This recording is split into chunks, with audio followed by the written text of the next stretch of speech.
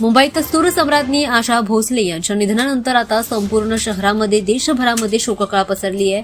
त्यांच्या पार्थिवावर अंतिम दर्शनासाठी मोठ्या संख्येने चाहते, संगीत क्षेत्रातील कलाकार आणि विविध क्षेत्रातील मान्यवर देखील उपस्थित आहेत।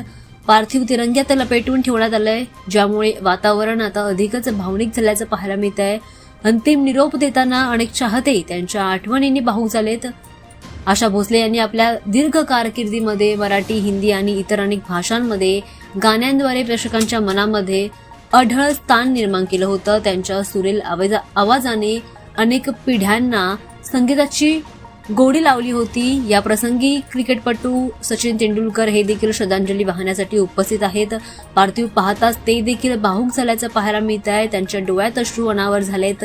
हा क्षण पाहून उपस्थित सर्वांमध्येच एक भावनिक वातावरण या ठिकाणी निर्माण झालंय। आशा भोसले यांच्या पार्थिवावर आज दुपारी 4 वाजता शिवाजी पार्क येथील स्मशानभूमीमध्ये अंत्यसंस्कार केले जाणार आहेत। दरम्यान लोअर परळ मधील त्यांच्या निवासस्थानी आशा भोसले यांचा पार्थिव अंत्यदर्शनासाठी ठेवण्यात आलाय। यावेळी आशा भोसले यांच्या पार्थिवाचं अंत्यदर्शन घेण्यासाठी राज्यभरासह अनेक देशातील अनेक दिग्गज या ठिकाणी पोहोचत आहेत। देशभरातून आलेल्या चाहत्यांनी शांतपणे आणि अश्रू भऱ्या डोळ्यांनी या महान गायिकेला अखेरचा निरोप दिलाय।